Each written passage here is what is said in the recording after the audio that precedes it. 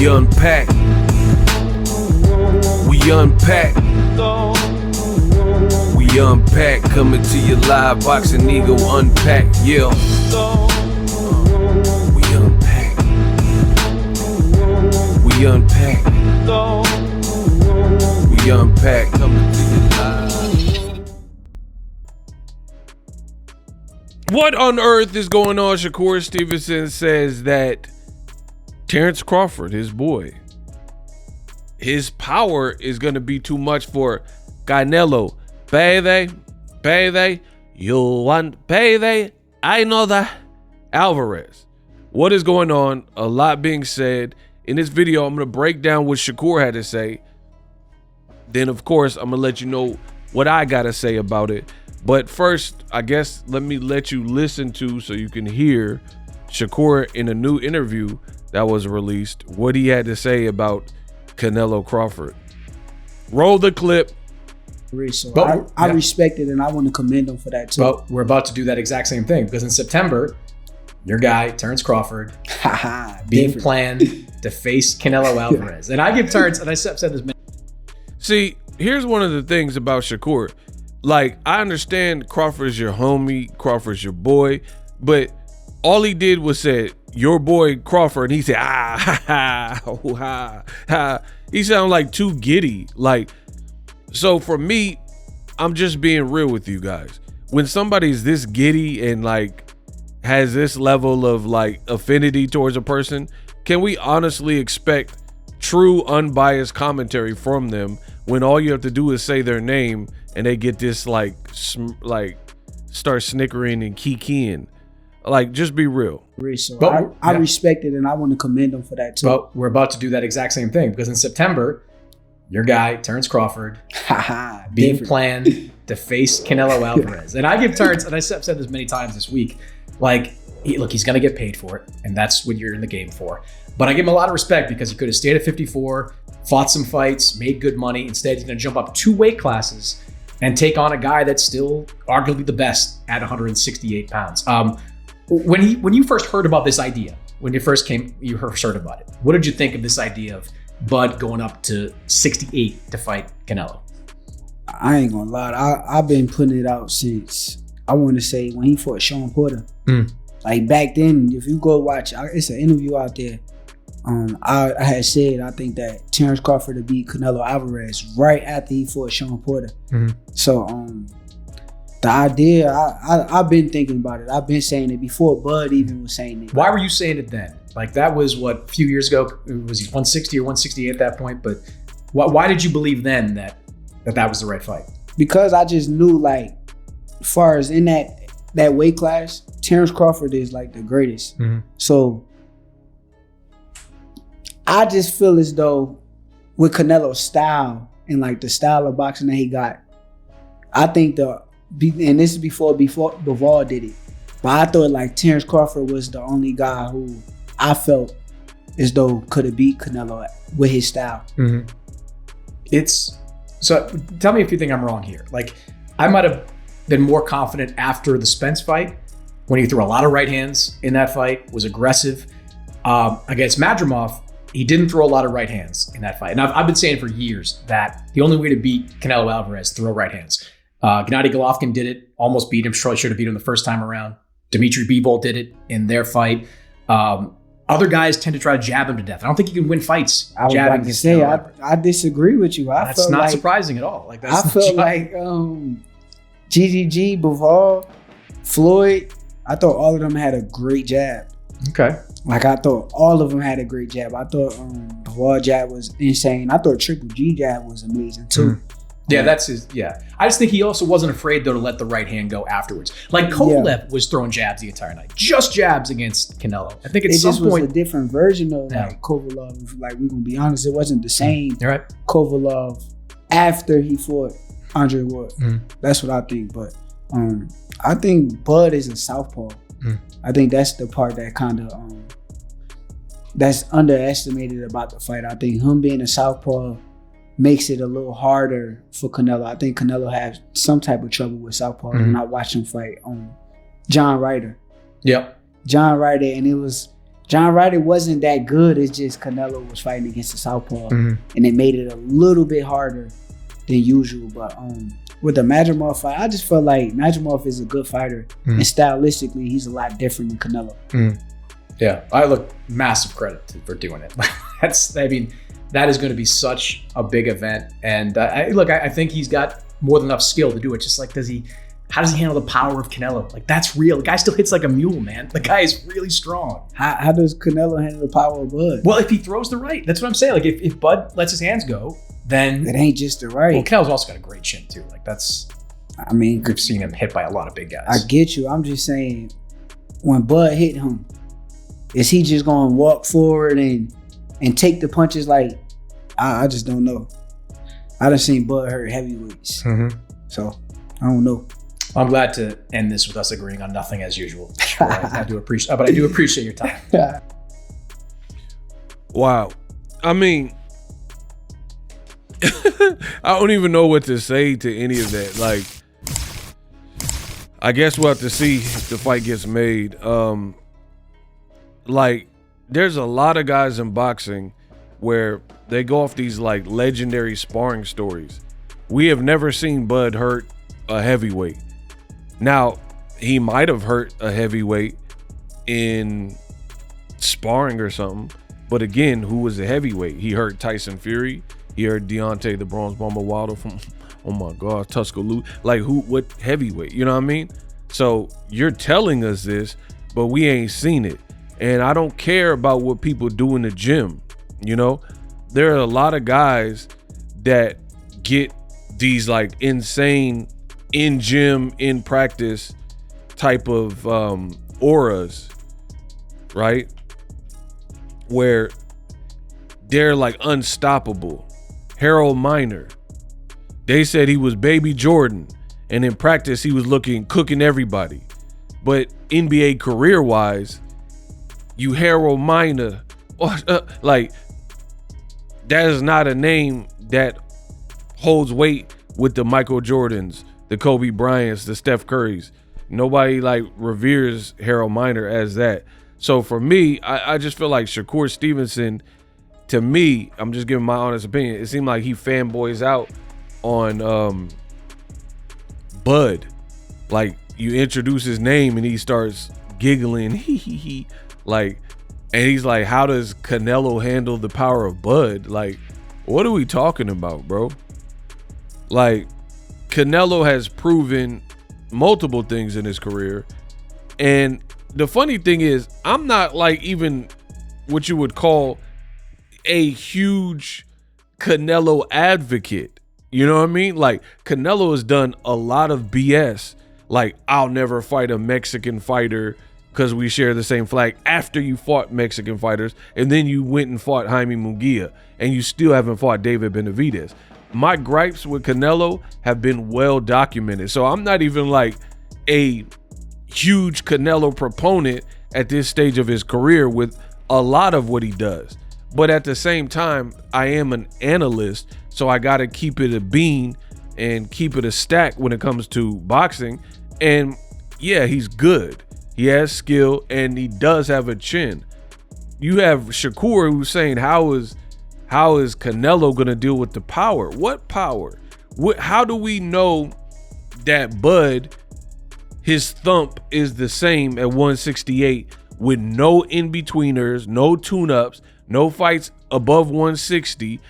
The only thing we can use is the highest known weight with his highest known weigh-in weight, which was the Madrimov fight. And you really couldn't hurt him. Now, the only thing Shakur had to say in response to that was Madrimov is a different style. Okay. Canelo has great feints. His setups aren't going to be the same as Madrimov, who uses a lot of movement and, you know what I mean, that Eastern European stuff, but he still knows how to feint. He still is a veteran. He has more experience than Madrimov as a pro anyway. He got like 60 fights. So I have no idea what Shakur is talking about. Again, show me. If this fight happens, show me, because I don't see what people are saying. I don't even like the fight. I think Virgil Ortiz, Boots, Fundora, if he wins his next fight with Chordell, Murtazaev, these are the fights that Bud should be fighting. But people, I'm not like the DAZN host is like, oh, you got to give him praise for moving up. I'm not giving him a bunch of praise for moving up, because him moving up is also associated with a major purse. Now, who wouldn't do it? You know, that's a boxer. These guys aren't like fearful, and there's a little bit of defiance and denial if you actually know boxers. So they think they can do anything. Plus, you're guaranteed getting probably a career high payday. So to me, that's not that bold. It would be more bold to fight a guy like Fundora or Murtazaev to get you ready for Canelo and risk it all. Like, look at Ryan. Ryan's fighting a puncher in Rolly, hoping to get the Devin Haney fight. Devin Haney, coming off the Ryan performance, is fighting Ramirez. These guys could upset the apple cart before you get to the Haney Garcia rematch. So I give more props to that. I don't think it's a good idea, but if we're talking about just giving props and accolades, I would give more props for that. Crawford, he wants, like Rolly said, he wants to get paid. And for me, I have a hard time taking what Shakur is saying. He doesn't do a great job maybe of articulation and articulating his points, but he's like, man, I've been saying this since Sean Porter. Bro, that was before the Errol Spence fight. So Sean Porter, like, if see, this is what's mind-boggling to me. Me as a content creator, I am partly part of the YouTube community. I mean, I'm on multiple platforms, but we really started on YouTube, right? So you often hear boxers say, oh, these silly YouTubers don't know anything, or you people in media don't know anything. But I can't speak for all of YouTube, because I'm one person. I can't be held liable and responsible for what other people say. So let's set that aside. I can only be responsible for me. When I talk boxing, it tends to make sense. And I feel like people give media, boxing media, or YouTubers this crazy rap. But to me, what I'm saying sounds a lot more realistic than Shakur Stevenson. And he's the pro fighter, right? He's saying, oh, I've been pushing for the Canelo fight, right? Even before Bivol beat him, after Crawford beat Sean Porter. Because he said even before Bud, which is true, because Bud at that time was saying his max weight that he can go up to is 54. So somehow Shakur Stevenson had the faith that Bud himself didn't even have, that he can fight Canelo in the 160s. Because at the time, I have an interview from Terrence Crawford where he specifically said, you boxing fans don't know much. I can only go to 154. That's my ceiling. So Shakur Stevenson has more faith than the guy that you have faith in. Because at that time, Bud was saying something completely different. And Shakur's like, man, I've known for a while. I've known since the Sean Porter fight. Let's talk about the Sean Porter fight. If you watched it, that was the fight where Bud's own team says, you're down on the scorecards. Sean Porter is up. So that wasn't even like an easy fight. Yes, ultimately he got the knockout, but that was no prime Sean Porter. He was podcasting and he was on a 450 plus day layoff. So for me, that's not the Sean Porter that fought Errol Spence. I was at that fight live. You can say whatever you want. And if you think it was the same Sean Porter, he wasn't a champion. He was on a 450 plus day layoff. His dad told you that he wasn't doing things that he's known to do and pushing himself the extra mile in training camp. And Bud had a hard time with Sean Porter until the fight was over. Round 10 or whatever it ended.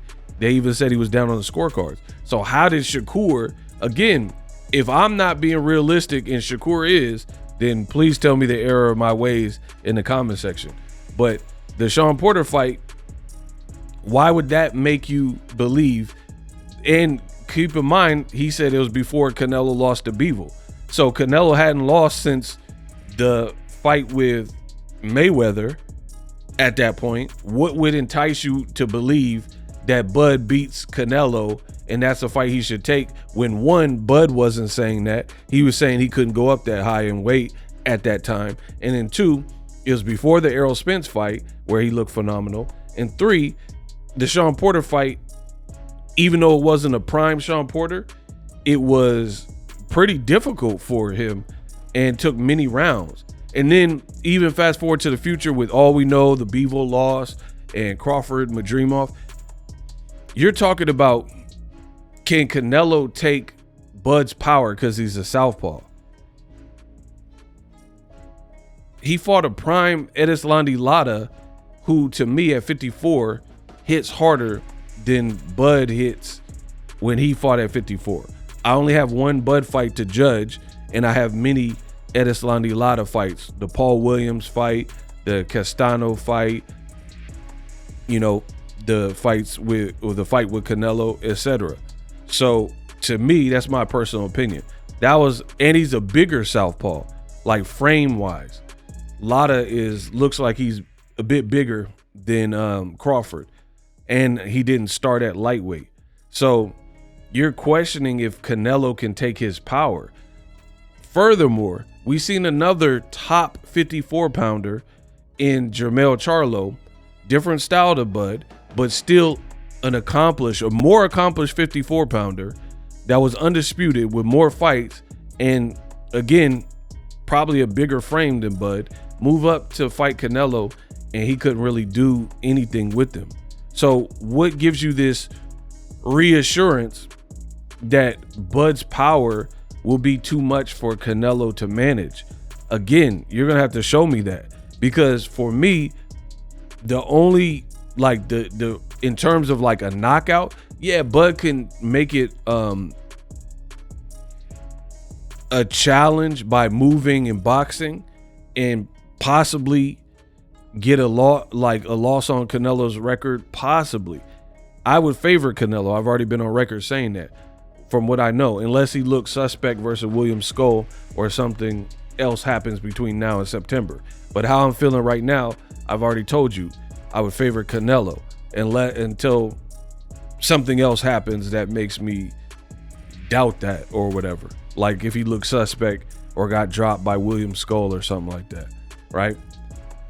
So Bud maybe can outpoint Canelo, but we're talking about hurting him and like, oh, but John Ryder, like it's such a weird conversation, because you can say whatever you want about John Ryder, but John Ryder was a guy who really beat Caleb Smith, and he's short and stocky, but he's adequate at the weight. What are we talking about?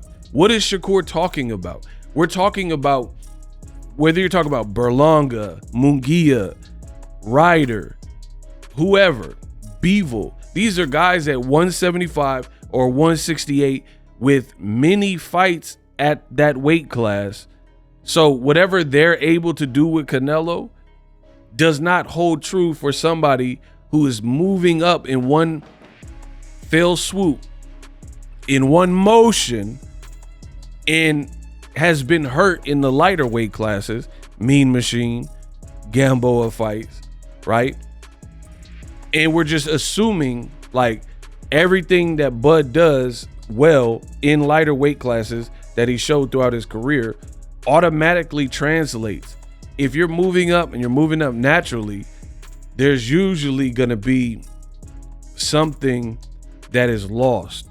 Like, you can still be fast, and you could be faster than the guys because you're coming from a lighter weight class. But are you going to be as fast as when you had less weight on you, right? It's like if you run on a treadmill, you're doing interval sprints with the weighted vest. I've done this. Run on a treadmill with a 50-pound weighted vest. Then take the weighted vest and do the same mode, the same speed, that you were doing with the 50 pounds no longer on you is going to feel totally different because you got that weight up off you. Common sense. So is Bud at 37, he'll be 38 by the month the fight would happen in September. Does he have the same legs? Does he have the same cardio? Sometimes guys move up in too much weight and they'll feel good for 4 rounds. And then after that, they start getting more arm weary or tired. You don't want to get tired against a bigger person. And these things can happen the more you bulk up. So my biggest thing is not even doubting Crawford's a good fighter. He's a good fighter, but will he be an exact replica of the smaller fighter in a higher, weight situation and category? It's hard for me to wrap my mind around. You know what I mean? It's like you could have a kid who's a 6th grader that is a genius, but if you put him in the hardest or a very hard college course, that doesn't mean they're going to have the same success rate in this advanced calculus in college because you jump grades. Does that make sense? I know it makes sense because I'm boxing ego and my analogies always make sense, right?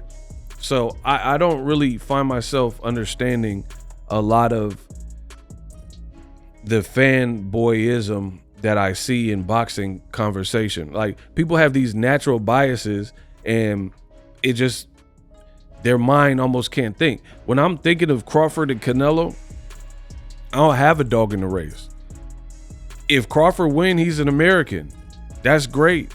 I have no problem with that, right? Because Canelo's not fighting the guy that I want to see him fight anyway, which is Benavidez.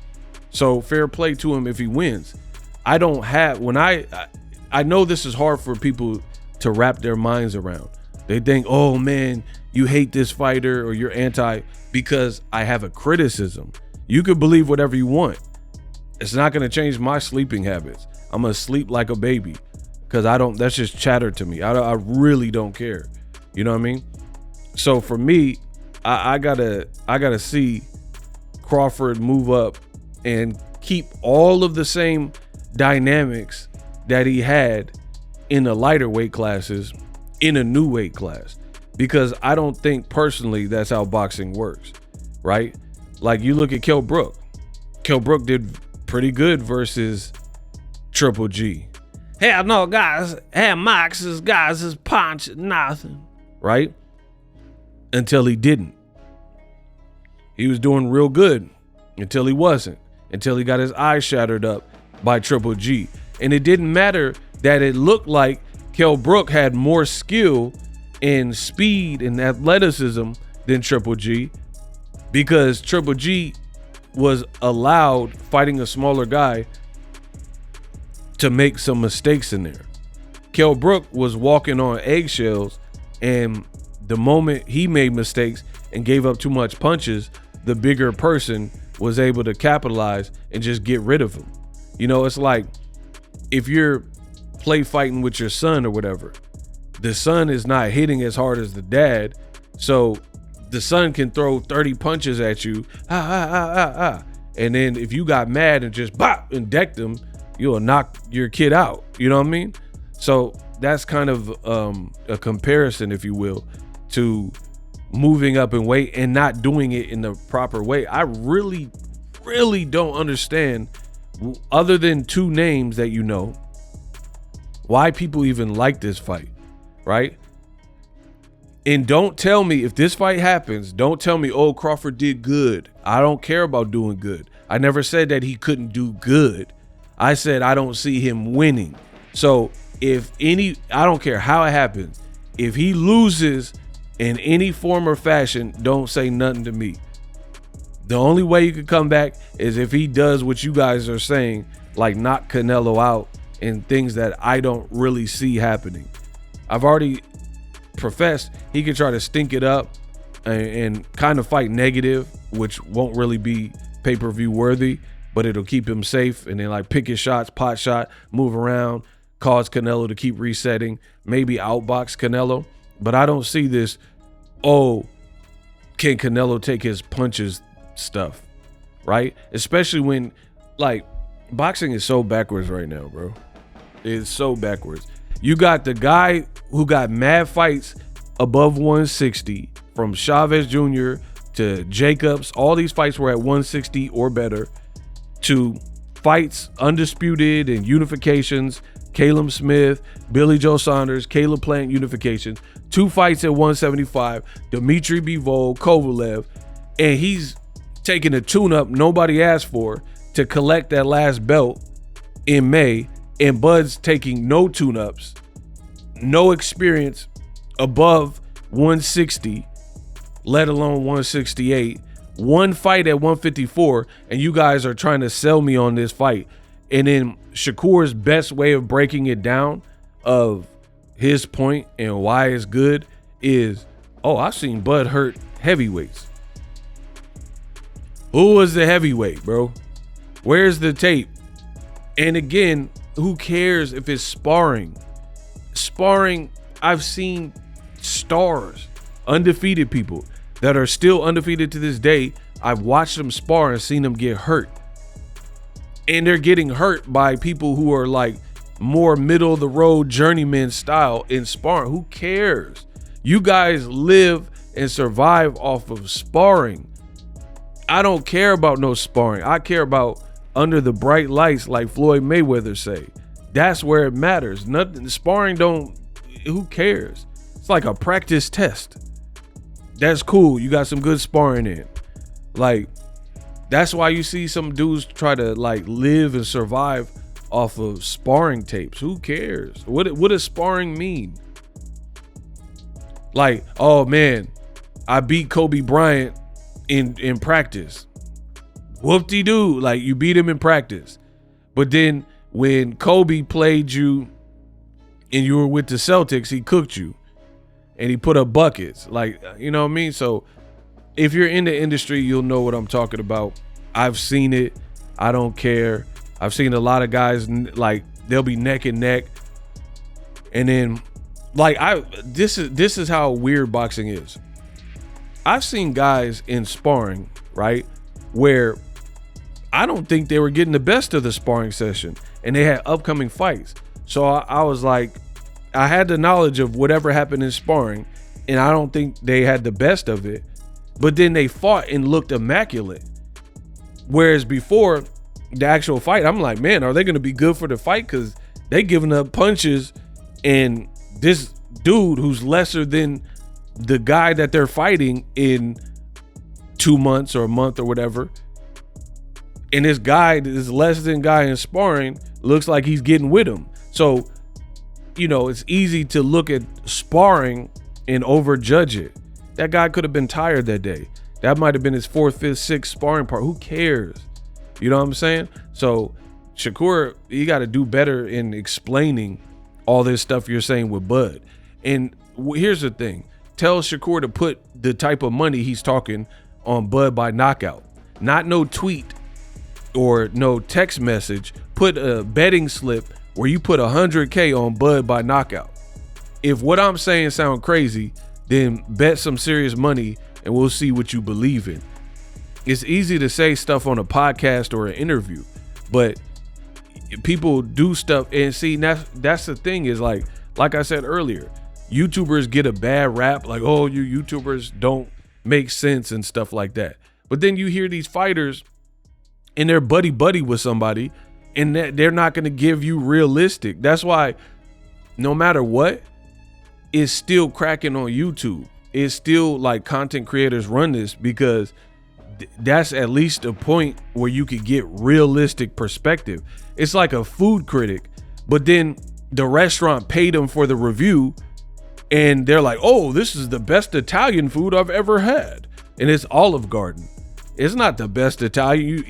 If you think Olive Garden is the best Italian, you don't eat, me and you don't eat at the same spots. So that's the equivalent what I see with this buddy stuff. Shakur is too close to Terrence Crawford to the point where, like, anything you say about his fights and breakdowns to me seems over the top more often than not. Point blank, period. you're like, what is Canelo gonna do? But John Ryder, who cared? What is John Ryder got his nose broke by Canelo or his jaw broke? You know what I mean? Like, what are we talking about? And John Ryder, again, is a guy who gave bigger guys like Caleb Smith, he really should have beat him. And he has fights at 168. You know what I mean? So what does that have to do with Terrence Crawford? John Ryder might be more durable in the 160s. Like, put it this way. John Ryder seemed pretty durable. He only got stopped by Munguia after Canelo broke him up, right? So put Terrence Crawford in the same amount of fights with the same echelon of competition and see how well Crawford does. But he doesn't want to give you that. So put Crawford in with somebody who's bigger than him at 168, like Caleb Smith, when John Ryder fought Caleb Smith, a big knockout artist who was undefeated. So put like David Morrell and Crawford, right? Somebody who's bigger, tall, got pop, and put Crawford in at 168. But we don't get to see that. They're going straight to the jackpot, which is why this is foolish to me. I don't care what y'all talking about. We unpacked. Live streaming can be tough, which is why I use StreamYard. Click the link in the description for StreamYard, which is an awesome tool that enables you to set up your stream with ease of use. Get great results with live streaming. It's what I use. Stream to social media with ease with StreamYard. Live streaming is here to stay. Engage with your audience using StreamYard. Great way to reach out to your audience and connect. So you need a tool that can do that.